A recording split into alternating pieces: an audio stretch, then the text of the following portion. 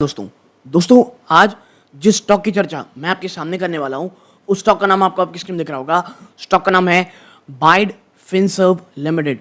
और देखिए, ये मैं ये कहूँगा, अगर माइक्रो कैप से भी छोटी कोई एक आप कह सकते हैं विधा हो सकती है तो ये वो स्टॉक है। मैं ऐसा इसलिए कह रहा हूँ, ऑलमोस्ट मात्र 100 करोड़ के मार्केट कैप की दोस्तों ये कंपनी है। ठीक है, 100 करोड़ के मार्केट कैप कंपनी है और करेंटली ये काफ़ी भयंकर गिरावट अपने ऊपरी स्तरों से दिखा चुकी है। पिछले एक साल में आप देखोगे तो ऑलमोस्ट मोर देन 50% का नेगेटिव रिटर्न है। और हाई से आप देखोगे तो आप पाओगे ये स्टॉक आपको एक समय तो खैर 62% टूटा हुआ था और अब वहां से थोड़ी बहुत बढ़ोतरी हो रही है। तो क्या ये बॉटम फिशिंग का समय है? ठीक है, क्या ये बॉटम फिशिंग का समय है? क्योंकि प्रमोटर और थोड़े बहुत मैं ये कहूँगा एफआईआईज इसमें अब एंट्री लेते हुए दिखाई दे रहे हैं। ठीक है, फिनसर्व से आपको समझ में आ चुका होगा, it's a kind of NBFC दोस्तों। ठीक है, लेकिन कुछ ऐसी चीज़ें हैं जो इसे बहुत बहुत अच्छा बनाती हैं। और अगर आप मेरे पुराने व्यूअर होंगे, बाइट फिनसर्व को लेकर के ना मैं काफ़ी हद तक बुलिश था। लेकिन देखिए, बाइट फिनसर्व के साथ प्रॉब्लम, जैसे मैंने कहा, बहुत छोटी कंपनी है और पिछले 3 महीनों में ना जितनी वॉलेटिलिटी ओवरऑल निफ्टी में गिरावट देखने को मिल रही है, रिसेशन का जो डर लग रहा है, प्लस जो एमएफआई सेक्टर है, ठीक है, माइक्रो फाइनेंस इंस्टीट्यूट्स हैं, उनमें लगातार एनपीए बढ़े, ये तीनों ही चीज़ें मिल करके ना इस पे लगातार एक दबाव बनाती जा रही हैं। बट कंपनी ने जो पिछला क्वार्टर गया दिसंबर में जो नंबर पेश किए थे, और वो भी तब जब इतना ज़्यादा दबाव ओवरऑल मार्केट में दिख रहा है, वो अपने आप में अच्छे थे। तो एक चीज़ पहले आपको मैं बता दूं, इस प्रकार के स्टॉक तब तक नहीं चलेंगे तब तक जब तक निफ्टी में थोड़ी बहुत बढ़ोतरियां देखने को मिले, जब तक तेजी, प्लस बाजार में कहीं ना कहीं लिक्विडिटी हो, और जब तक देखिए पब्लिक अपना थोड़ा बहुत सेल ऑफ करके बड़े इन्वेस्टर लें। लेकिन देखिए, बड़े इन्वेस्टर तब तक नहीं आएंगे जब तक कोई बहुत बहुत ज़्यादा, मैं कहूँगा, एक पॉजिटिविटी ना हो ओवरऑल मार्केट में। क्योंकि जब नेगेटिविटी होती है, गिरावट होती है, सबसे ज़्यादा कौन गिरता है? स्मॉल कैप, और उनसे भी ज़्यादा माइक्रो कैप वाले स्टॉक्स गिरते हैं दोस्तों।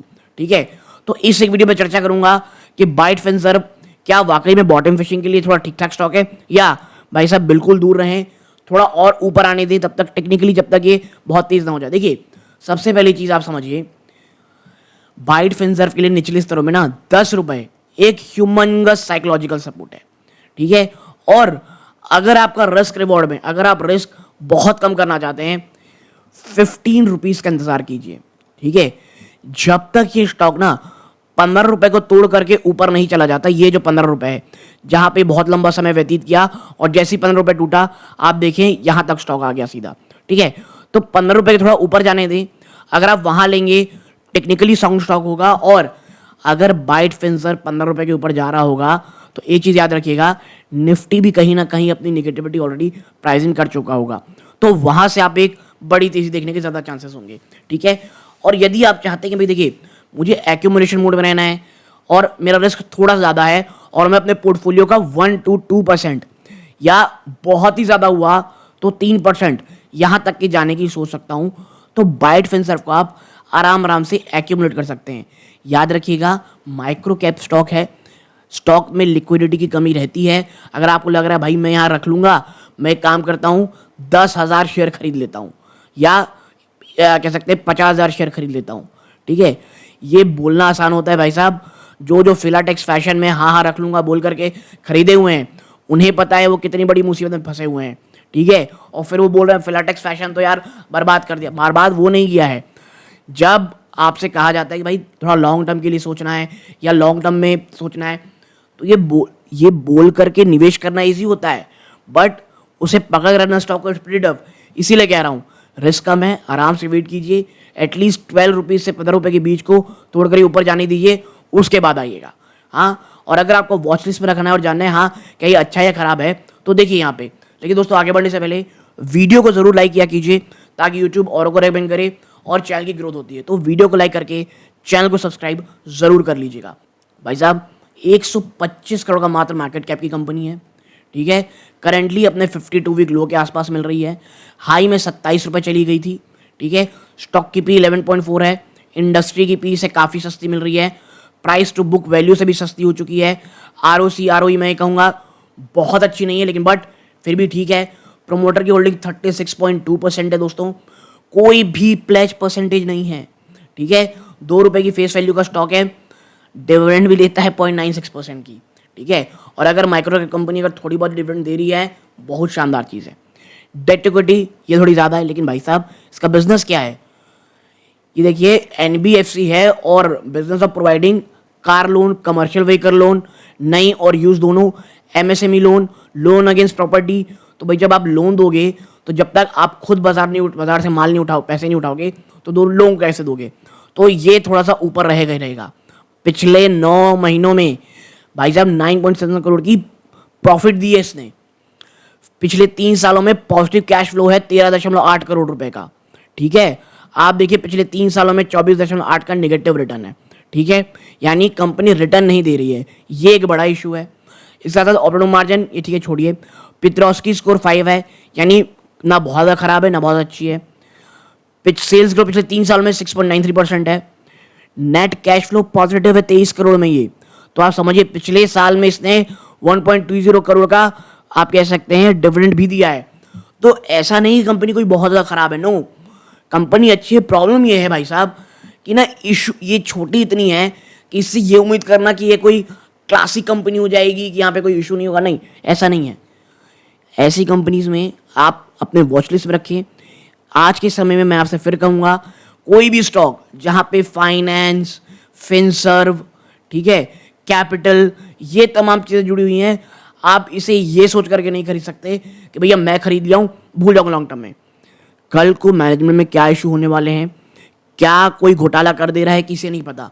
अगर आप यहाँ निवेश कर रहे हैं हर एक क्वार्टर में, या एटलीस्ट आप इतना तो रखिए हर महीने इस स्टॉक में आप ट्रैक कीजिए क्या कोई न्यूज़ आ रही है, क्योंकि मैं हमेशा कहता हूँ अच्छी कंपनियाँ अगर वो वाकई अच्छी हैं, टेस्ट आउट टाइम्स हैं, और स्मॉल और माइक्रो कैप कंपनी में अगर आप 100 में निवेश करोगे ना, तो मात्र मुझे ऐसा लगता है 8 से 10 कंपनी ही ऐसी होती हैं जो टेस्ट ऑफ टाइम्स को पास करके आगे बढ़ पाती है। लेकिन ये 8 से 10 कंपनियां इतना रिटर्न आपको देती हैं जिसका कहीं कोई सीमा नहीं है।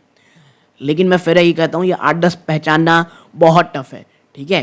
तो आप आगे बढ़ेंगे, अब चीज़ों को कुछ अन्य चीज़ें देखते हैं। देखिए नीचे चलते हैं, आपका मुकाबला पीयर कंपनी कौन कौन सी है, Bajaj finance, Finserv financial holdings, Cholamandalam. देखिए ये जो बड़ी कंपनियां है ना, और एक जो और मुझे कुछ एक डिफरेंट चीज़ लगती है, जिस प्रकार के FMCG में आजकल एक ट्रेंड चल रहा है कि जो बड़ी FMCG कंपनियां हैं वो छोटी छोटी को एक्यूमुलेट कर रही हैं कहीं ना कहीं, चाहे वो बजाज ग्रुप हो, जियो ग्रुप हो, ठीक है, इसके साथ साथ श्रीनाम हो, ठीक है, या चोलामंडलम हो, इनमें से कोई ना कोई आपको दिखेगा शायद आने वाले समय में इस कंपनी को, बाइट को एक्वायर भी कर सकते हैं, ओके।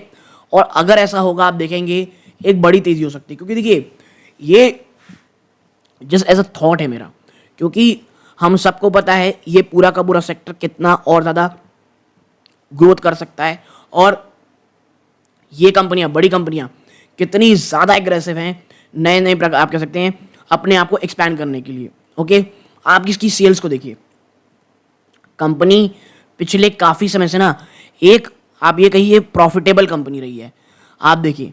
और बुरे से बुरे समय में भी देखिए, ये जब समय चल रहा था ना, ये it's not a great time, बुरे से बुरे समय में भी कंपनी ने एक काफ़ी अच्छा, मैं कहूँगा आप कहते हैं प्रोग्रेस किया हुआ है दोस्तों, ठीक है। और देखिए ये कंपनी स्टैग्नेंट भी आपको थोड़ी बहुत दिखेगी, ठीक है, लेकिन सेल्स में, लेकिन देखिए प्रॉब्लम ये नहीं है, स्टैग्नेंट नहीं कहेंगे इसे, थोड़ा थोड़ा धीरे धीरे कंपनी आगे बढ़ रही है, और दिसंबर क्वार्टर में तो कंपनी ने बहुत ही शानदार नंबर पेश किए थे। इसके साथ साथ एक और पॉजिटिव मुझे लगती है टैक्स परसेंटेज, काफ़ी बड़ा इसका काफ़ी ज़्यादा टैक्स परसेंटेज है, और वो कंपनी जो टैक्स परसेंट में बहुत ज़्यादा रहती है ना, वो मुझे थोड़ी सेफ ज़्यादा लगती हैं, ठीक है। तो ये तमाम चीज़ें हैं। और अगर हम यहाँ पे देखेंगे क्या कंपनी कोई आप कह सकते हैं डिविडेंड देती है या कुछ इसका इक्विटी, देखिए 2022 में कंपनी ने बोनस इशू भी किया था, ठीक है। इसके साथ साथ अप्रैल 2022 में कंपनी ने सब डिविडेंड भी हुआ था 10 से 2 गया था इनका जो फेस वैल्यू था। तो याद रखिए कंपनी ने बहुत सारा डिविजन भी किया हुआ है। डिविडेंड कंपनी काफ़ी लगातार समय, देखिए 24, 23, 22, 21, अगर कंपनी भले ही थोड़ा सा ही, लेकिन अगर डिविडेंड पास ऑन कर रही है, यानी फाइनेंशियली या आप कह सकते हैं मैनेजमेंट वाइज कंपनी बहुत अच्छी है। और कंपनी को अपने मैनेजमेंट में भरोसा, इसलिए आप देखिए मार्च क्वार्टर का इनका जो शेयर होल्डिंग वो अपडेट हुआ है, आप देखिए प्रमोटर को, इसने आप देखिए पिछले मार्च 2024 से स्लोली लेकिन धीरे धीरे अपनी होल्डिंग बढ़ाई है दोस्तों, और ये काफ़ी पॉजिटिव संकेत है। FIIs को आप देखोगे तो उन्होंने मार्च क्वार्टर में ना 0.29% अपनी स्टेक यहाँ पे बढ़ाई, यानी FIIs की एंट्री हुई है। पब्लिक में अगर आप देखोगे तो उन्होंने थोड़ी बहुत ही सही लेकिन अपनी होल्डिंग सेल ऑफ की है। और देखिए इन 63% में ना कोई आप कह सकते हैं बड़े बड़े नाम भी दिखेंगे आपको। अब वो नाम बड़े हैं कि नहीं लेकिन नहीं पता, लेकिन हाँ एक अच्छी खासी होल्डिंग लोगों की इसमें है जो 2, 3, 4, 5% इसमें है। मुझे ऐसा लगता है वो निवेशक जो एक लॉन्ग टर्म की बातें सोचते हैं, वो निवेशक जो थोड़ा सा रिस्क हाई लेते हैं, जो एक बॉटम फिशिंग के लिए देखते हैं, उनको पता है भैया 1-2% या 3% ज़्यादा इस प्रकार के स्टॉक में निवेश करना सही नहीं रहता। मुझे ऐसा लगता है उनके वॉच लिस्ट पे होना चाहिए। खरीदना है नहीं खरीदना है इट्स अप टू यू, लेकिन आपके वॉच लिस्ट में होना चाहिए। और देखिए पब्लिक की अगर मैं आप होल्डिंग देखोगे तो आप पाओगे मार्च 2024 देखें 65 पॉइंट, आप कहते हैं मार्च 2023 दिसंबर 2023 में 65.20, फिर धीरे धीरे आप देखेंगे स्लो यहाँ पे पब्लिक ने अपना माल बेचा ही है दोस्तों धीरे धीरे। और कहीं ना कहीं ये धीरे धीरे कहाँ जा रहा है, या तो प्रमोटर धीरे उठा रहे हैं या थोड़ा सा FII होल्डिंग बढ़ाए हैं दोस्तों, और ये काफ़ी अच्छी चीज़ है। और अच्छा ये भी है कि ऑलरेडी बहुत ज़्यादा स्टॉक टूटा हुआ है। अगर आप ट्रेड देखोगे ना तो आप पाओगे यहाँ पे प्रमोटर ग्रुप को दिसंबर 2024 में उन्होंने खरीदारी की है, सितंबर 2024 में प्रमोटर ने खरीदारी की है। तो प्रमोटर धीरे धीरे भले ही अपनी यहाँ पे होल्डिंग जो है वो बढ़ा रहा है दोस्तों, बट मैं फिर कहूँगा ये एक माइक्रो कैप स्टॉक है, थोड़ा रिस्की स्टॉक रहेगा ही रहेगा, इसलिए खरीदारी करने से पहले काफ़ी अच्छा सोच ले दोस्तों। यहाँ तक जुड़े रहे बहुत बहुत धन्यवाद। चैनल में पहली बार आए थे प्लीज़ वीडियो को लाइक ज़रूर कीजिएगा, चैनल को सब्सक्राइब कीजिएगा। ये सूर्यकांत है, जय हिंद।